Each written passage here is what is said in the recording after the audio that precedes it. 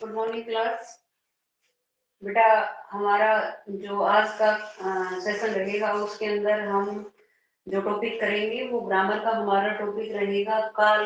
काल का मतलब होता है समय, और उसी को आगे कंटिन्यू हम करेंगे। लास्ट के अंदर हमने आपके कारक, सर्वनाम, विशेषण ये सभी टॉपिक कर लिए थे। तो आज का जो टॉपिक है वो है हमारा काल। तो काल जो होता है ये क्या होता है बेटा? काल का मतलब होता है समय, यानी जब हम कोई भी काम करते हैं तो वो काम कब हुआ ये हमें पता होना चाहिए कि काम जो है वो बीते हुए समय में हुआ है या अभी हो रहा है, या हो सकता है कि वो काम आने वाले समय में हो। तो ये डिपेंड करता है काल के ऊपर। तो क्रिया के जिस रूप से कोई भी सेंटेंस अगर हम लिखते हैं तो उसके अंदर, जैसे फॉर एग्जांपल हमने यहाँ पर एक लिखा कि पत्र राम पत्र लिखता है। यहाँ एक सेंटेंस लिखा तो लिखना क्या हो गई बेटा? हमारी लिखना हो गई क्रिया, और राम क्या हो गया? करता। तो अब यहाँ पर क्या कह रहा है कि क्रिया के जिस रूप से, यहाँ पर क्या है? लिखता है। तो क्रिया के जिस रूप से उसके होने के समय का बोध करवाता है, यानी लिखता है। अगर हम ये इसी सेंटेंस को हम अगर ये रखें कि राम ने पत्र क्या किया? लिखा। अब देखिए क्रिया चेंज हो गई यहाँ पर। बाकी सेंटेंस क्या है? राम और पत्र तो सेम है, लेकिन क्रिया जो है वो बदल गई है। तो क्रिया के रूप से हमें पता चलता है कि काम जो है वो कब हो रहा है। मतलब काम जो है वो पहले के समय में हुआ है, बीते हुए समय में हुआ है, या फिलहाल अभी चल रहा है। जैसे हम ये कहें कि राम पत्र लिखता है, लिखता है मतलब प्रेजेंट की बात हो रही है ना। और लिखा, लिखा का मतलब क्या हो गया? लिखा का मतलब हुआ कि काम पहले हुआ है, ठीक है। या फिर हम लिखें कि राम पत्र लिखेगा। अब लिखेगा मतलब उसने अभी नहीं लिखा है, ना पहले लिखा है ना अब लिख रहा है। वो कब लिखेगा? आने वाले टाइम में लिखेगा। तो लिखेगा जहां आ गया कि राम पत्र क्या करेगा? लिखेगा। तो लिखेगा जहां आ गया मतलब वो अभी काम पूरा नहीं हुआ है। तो ये जो क्रियाएं हैं, ये क्रिया के जिस रूप से हमें ये पता चलता है कि काम जो है वो कब हुआ है, उसके होने के समय का जो बोध करवाता है वो क्या कहलाता है? वो आपका काल कहलाता है। तो यहाँ पर लिखता है मतलब ये किसका एग्जाम्पल है? ये आपका वर्तमान समय का एग्जाम्पल है कि ये वर्तमान में मतलब अभी वो ये काम कर रहा है। और लिखा मतलब ये पहले की बात है, तो ये क्या हो गया? आपका भूतकाल हो गया। और लिखिएगा मतलब वो काम अभी नहीं हुआ है, आने वाले समय में होगा। तो मतलब ये क्या है आपका? ये आपका हो जाएगा भविष्य काल। मतलब अभी ये काम नहीं हुआ है। तो मतलब इन एग्जाम्पल को देखने से हमें क्या पता चलता है कि जो काल है, जो आपका समय है, ये कितने पार्ट में डिवाइड है? ये आपके तीन पार्ट है काल के। एक आपका वर्तमान काल, एक आपका भूतकाल, और एक आपका भविष्य काल। देखिए काल जो है, एक बार एग्जाम जो है इसकी डेफिनेशन देख लीजिए कि क्रिया के जिस रूप से उसके होने के समय का बोध होता है उसे क्या कहते हैं? हम उसे काल कहते हैं। अब काल के पार्ट की अगर हम बात करें कि काल जो है इसके भेद कितने हैं भाई? तो काल जो है, काल के भेद होते हैं बेटा तीन। काल यानी समय। समय कैसा है? या तो वो जो जा चुका है, या फिर वो जो आएगा, या अभी चल रहा है। ठीक है। तो कौन कौन से पार्ट में? एक आपका हो गया भूतकाल, यानी जो समय क्या हो गया? चला गया है। और वर्तमान काल यानी वो समय जो अभी आपका चल रहा है। और तीसरा आपका आएगा भविष्य काल, यानी वो समय जो अभी नहीं आया है, आने वाला है। ठीक है, उसे हम क्या कहेंगे? भविष्य काल। तो सबसे पहले हम भूतकाल की बात कर लेते हैं कि भूतकाल जो है क्या है? भूत का मतलब होता है बीता हुआ समय। ठीक है।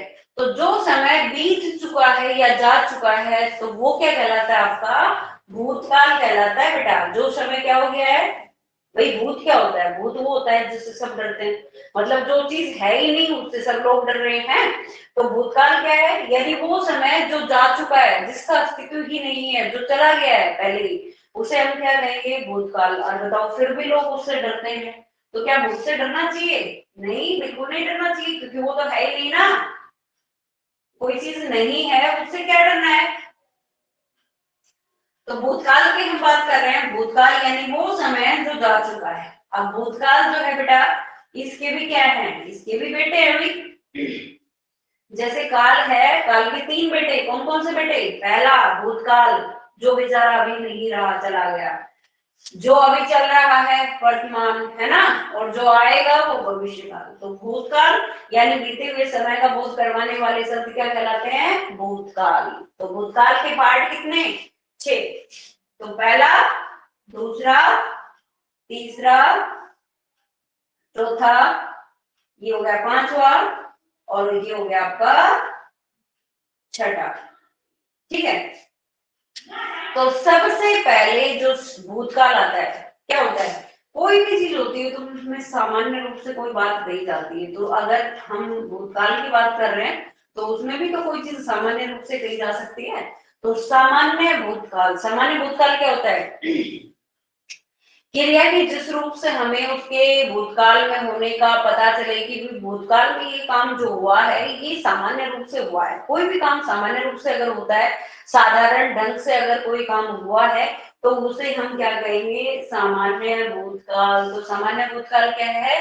क्रिया के जिस रूप से हमें उसके भूतकाल में होने का पता चले। क्या है? क्रिया के जिस रूप से,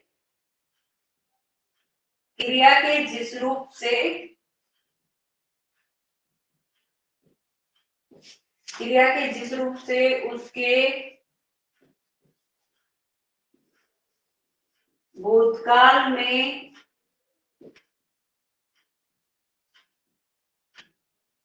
सामान्य रूप से होने का पता चले। सामान्य रूप से अगर भूतकाल में कोई क्रिया हो रही है तो उसका अगर पता चल रहा है तो उसे हम क्या कहेंगे? सामान्य भूतकाल। तो सामान्य भूतकाल का अगर हम एग्जांपल देखें तो इसमें एग्जांपल में क्या आएगा? फॉर एग्जांपल हम बात करें, ये इरेज कर देते हैं क्योंकि यहाँ आपका फिर आ नहीं पाएगा वो दोबारा लेने के लिए। तो देखिए सामान्य भूतकाल का जो एग्जांपल आएगा उसमें क्या आएगा? जैसे यहाँ पर हम एक साधारण सा लिखते हैं कि भाई राधा ने नृत्य किया। क्या किया? राधा ने नृत्य किया। राधा नृत्य कर नहीं रही है, उसने किया है। सामान्य रूप से कोई भी काम है। या फिर हम ये लिखें कि भाई कृष्ण ने क्या किया था? कृष्ण ने बांसुरी बजाई। कृष्ण ने क्या किया था? बांसुरी बजाई थी। तो बांसुरी बजाई थी तो वो अभी थोड़ी बजा रहा है, वो तो पहले बजाई है उसने। तो सामान्य रूप से कोई काम हुआ है, रोज का काम था उसका बांसुरी बजाना। या राधा की बात करें तो राधा का नृत्य करना सामान्य सा काम है। तो क्रिया के जिस रूप से हमें ये पता चले कि वो काम भूतकाल में हुआ है और वो सामान्य रूप से हुआ है, तो उसे हम क्या कहेंगे? सामान्य भूतकाल।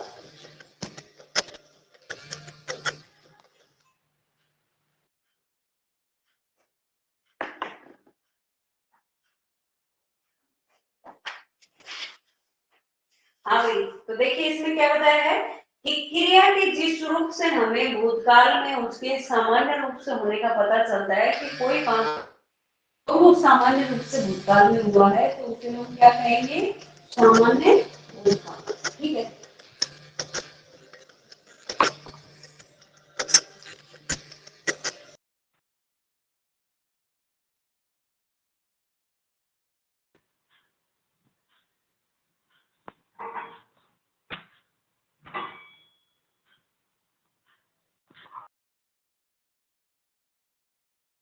देखिए कि क्रिया के जिस रूप से उसके भूतकाल में सामान्य रूप से होने का पता चले तो उसे हम कहते हैं सामान्य भूतकाल। फॉर एग्जाम्पल देखिए कि राधा ने नृत्य किया, कृष्ण ने क्या किया? कृष्ण ने बांसुरी बजाई। ठीक है। सामान्य भूतकाल के बाद जो सेकंड नंबर पे आता है वो है भाई आसन्न भूतकाल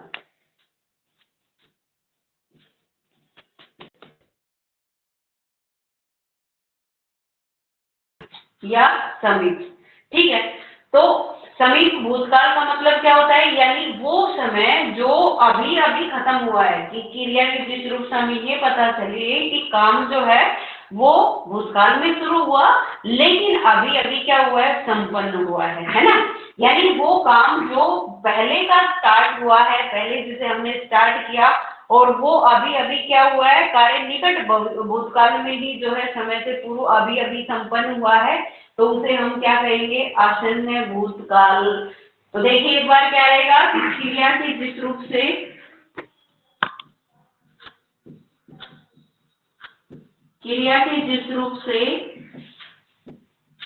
यह पता चले, क्या पता चले कि कार्य भूतकाल में शुरू हुआ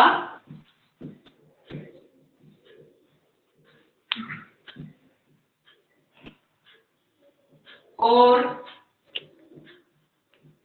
अभी अभी क्या हुआ है, अभी अभी संपन्न हुआ है। ठीक है, तो क्या कह रहा है, आसन्न भूतकाल क्या कह रहा है, आसन्न भूतकाल कह रहा है कि क्रिया की जिस रूप से हमें ये बात पता चलती है कि कार्य भूतकाल में शुरू हुआ, पहले समय में शुरू हुआ वो काम और अभी अभी क्या हुआ है, संपन्न हुआ है, या फिर वो काम अभी अभी पूरा हुआ है। जैसे अगर एग्जाम्पल की बात करें, इन्हीं एग्जाम्पल को अगर हम उठाएं तो उसमें हमने क्या लिखा कि कृष्ण ने बांसुरी बजाई, तो यहाँ पर क्या जाएगा कि कृष्ण ने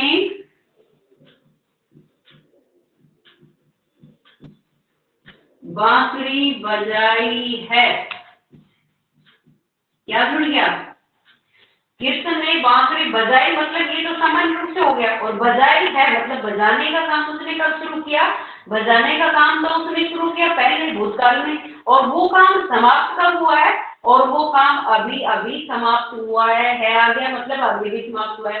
इसीलिए ये क्या है, या फिर हम ये कहेंगे कि राधा ने नृत्य किया है। क्या करेंगे कि राधा ने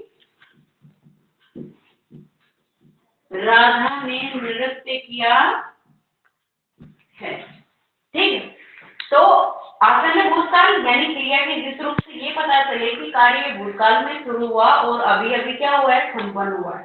तो जैसे कृष्ण ने बांसुरी बजाई है और राधा ने नृत्य किया है, तो ये तो पार्ट हो गए आपके इसके सामान्य भूतकाल के और आसन्न भूतकाल के।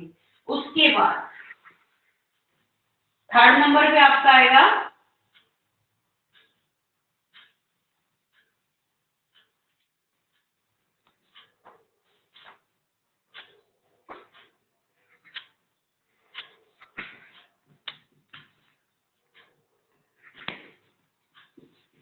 अपूर्ण भूतकाल। अपूर्ण भूतकाल क्या है, यानी क्रिया के हमें जिस रूप से ये पता चले कि कार्य भूतकाल में शुरू हुआ, यानी भूतकाल में शुरू होने की उसकी जानकारी है, लेकिन उसके समाप्त होने की कोई जानकारी आपके पास नहीं है। कि मतलब वो काम जो था, जो आपने शुरू किया, वो पूरा हुआ या नहीं हुआ, वो जानकारी आपके पास नहीं है, तो वो क्या कहलाएगा आपका, वो आपका अपूर्ण भूतकाल कहलाएगा। तो क्या रहेगा कि क्रिया के जिस रूप से यह पता चले, क्रिया के जिस रूप से उसके कार्य के शुरू होने की जानकारी दी गई हो,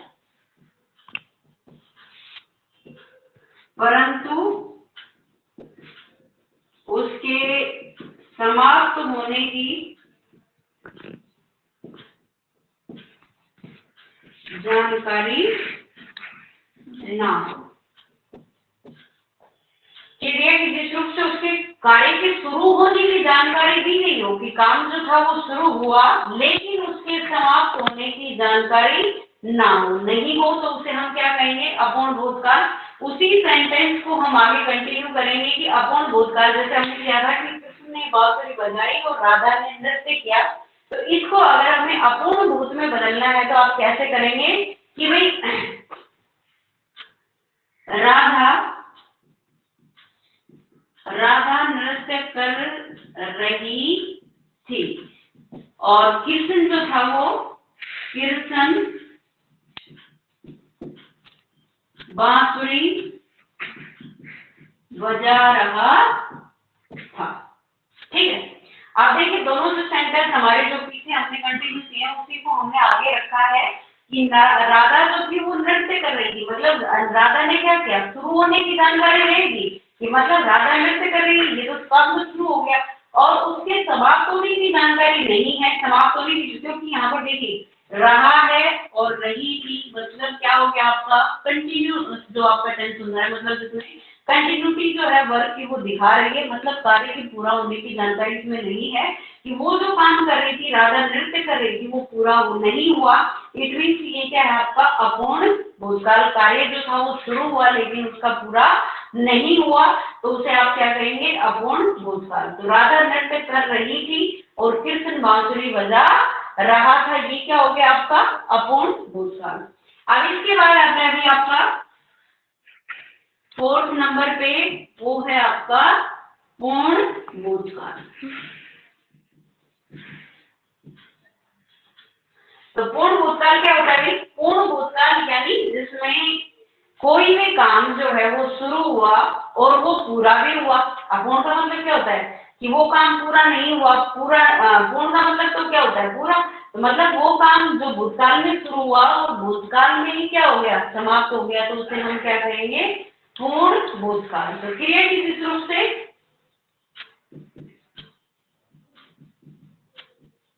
क्रिया के जिस रूप से किसी कार्य के शुरू व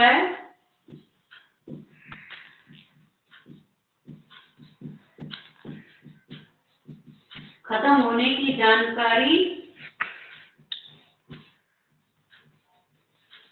दी गई हो, तो उसे हम क्या कहेंगे, तो उसे हम पूर्ण भूतकाल कहेंगे। मतलब क्रिया से हमें ये पता चलेगा कि काम जो है वो शुरू भी हुआ और काम जो है वो खत्म भी हो गया, तो उसे आप क्या कहेंगे, उसे आप कहेंगे पूर्ण भूतकाल। फॉर एग्जाम्पल जैसे इसी सेंटेंस को हम आगे कंटिन्यू करेंगे। फॉर एग्जाम्पल, राधा ने नृत्य किया था, राधा ने नृत्य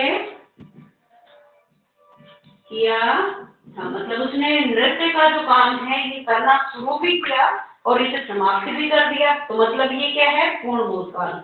और दूसरा एग्जांपल, कृष्ण ने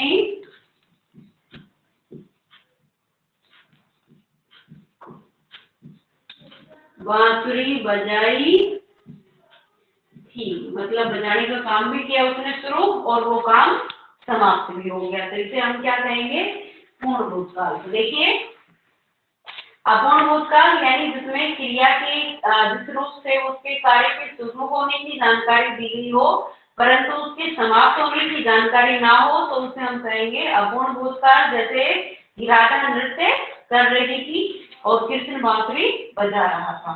पूर्ण भूतकाल क्या होगा कि क्रिया के जिस रूप से किसी कार्य के शुरू और खत्म होने की जानकारी दी गई हो, तो उसे हम पूर्ण भूतकाल कहते हैं। जैसे राधा ने नृत्य किया था और कृष्ण ने बांसुरी बजाई थी।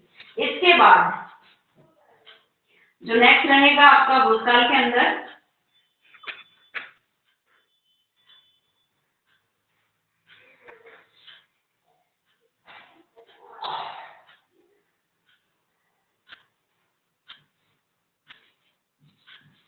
पांचवा, उसे हम कहते हैं संदिग्ध भूतकाल।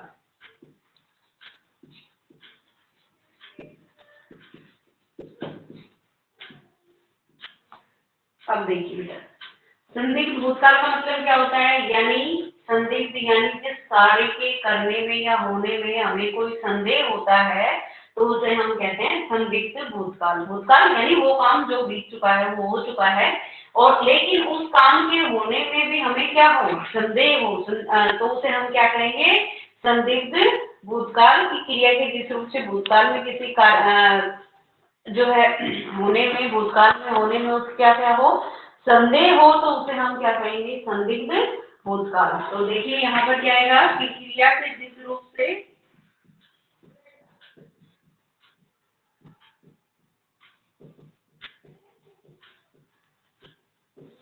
उसके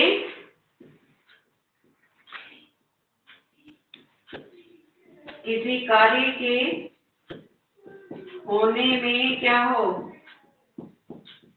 संदेह हो, तो उसे हम क्या कहेंगे, संदिग्ध भूतकाल। जैसे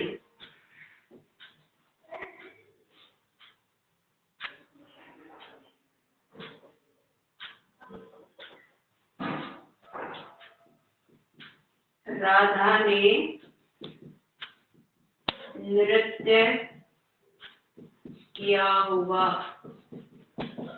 राधा ने क्या किया होगा, नृत्य किया होगा। मतलब हमें नहीं पता, किया होगा मतलब हमें कंसल्ट नहीं है कि उसने ये काम किया या नहीं किया, राधा जो नृत्य कर रही थी उसने वो नृत्य किया या नहीं किया, हमें नहीं पता है। तो इसीलिए क्रिया की जिस रूप से उसके किसी कार्य के होने में संदेह हो, तो उसे हम क्या कहेंगे, संदिग्ध भूतकाल। दूसरा एग्जाम्पल वही रहेगा आपका कि कृष्ण ने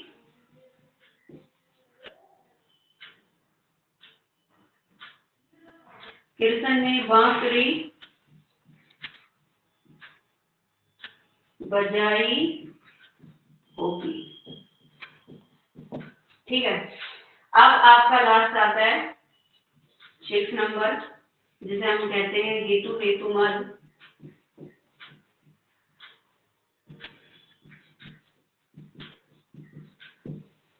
हेतु हेतु मद भूतकाल क्या होता है, हेतु हेतु मद भूतकाल होता है यानी जिसमें हमें भूतकाल में कोई भी काम हुआ है तो भूतकाल में उसके क्रिया के किसी कारण पर आधारित हो, यानी जो काम है वो अगर कारण पर आधारित है, कारण दिया गया है जिसमें क्रिया का होना या ना होना दूसरी क्रिया के होने या ना होने पर निर्भर करता है, तो उसे हम क्या कहते हैं, उसे हम कहते हैं हेतु हेतु मद भूतकाल। क्या कहते हैं, हेतु हेतु मद भूतकाल। तो क्रिया के जिस रूप से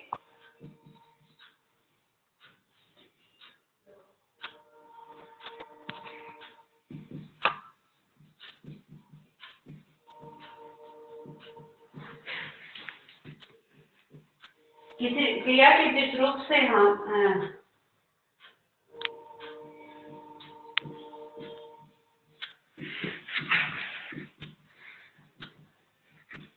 कार्य का होना या न होना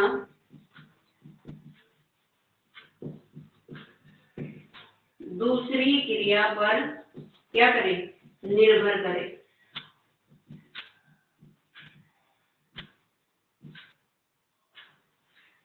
क्रिया के जिस रूप से उसके कार्य का होना या फिर ना होना दूसरी क्रिया पर निर्भर करे, यानी दूसरी क्रिया है या नहीं है उसके ऊपर अगर वो निर्भर कर रहा है तो उसे हम क्या कहते हैं, हेतु हेतु मद भूतकाल। जैसे इसी सेंटेंस को अगर हम कंटिन्यू करें तो देखिए, यदि राधा को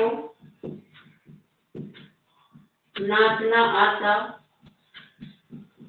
तो वह नृत्य कर देती। राधा को यदि नाचना आता है, राधा को यदि राधा को नाचना आता तो वो क्या कर लेती, वो नृत्य कर लेती। या फिर हम ये कहें, यदि राधा आती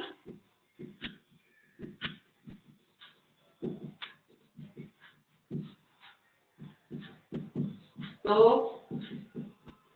मैं भी साथ क्या करती, चलती या फिर नृत्य करती। उसके बाद यदि कृष्ण के पास क्या होती भाई, बांसुरी होती, यदि कृष्ण के पास क्या होती, बांसुरी होती, तो वह क्या करता, उसे बजा लेता। अगर राधा के पास सॉरी कृष्ण के पास क्या होती, बांसुरी होती, तो वो क्या करता, वो उस बांसुरी को बजा लेता। भाई बांसुरी नहीं है तो वो बजाएगा क्या, बांसुरी है तो वो बजा लेगा। इसीलिए उसमें किसी काम का होना या ना होना दूसरे काम के होने या ना होने पर क्या कर रहा है, निर्भर कर रहा है। तो उसे हम क्या कहेंगे, हेतु हेतु मद भूतकाल। ठीक है भाई। तो ये आपके 6 पार्ट थे। एक बार फटाफट से इनका एक बार नाम देख लेते हैं और एग्जांपल के साथ। अभी हमने डेफिनेशन के साथ देखा है। तो फर्स्ट जो है, अभी आपको डिफरेंस तो है सभी के बीच में नजर आए। तो पहला जो है वो है आपका सामान्य भूतकाल। सामान्य भूतकाल जैसे इसमें हमने लिखा सुरेश आया। उसके बाद सेकंड जो है आपका सामान्य भूतकाल के बाद है आपका आसन्न भूतकाल।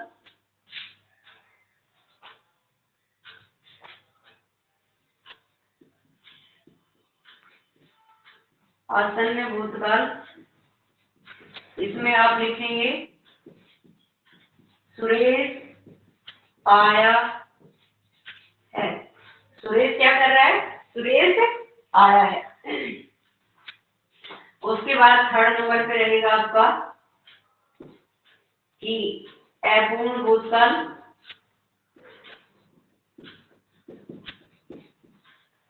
क्या है?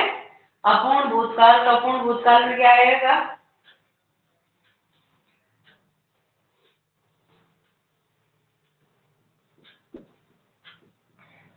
सुरेश आ रहा था। पूर्ण भूतकाल में क्या आएगा?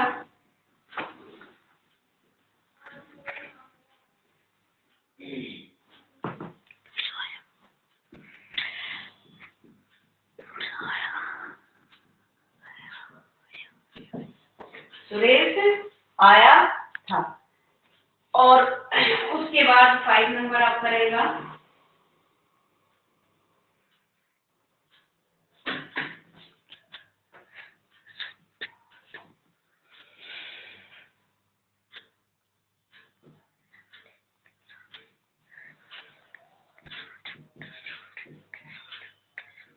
संदिग्ध भूतकाल।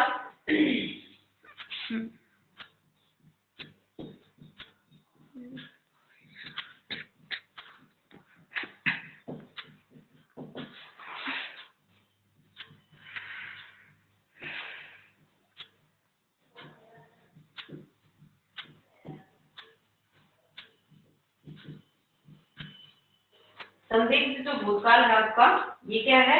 सुरेश आया होगा और इसमें आएगा यदि सुरेश आता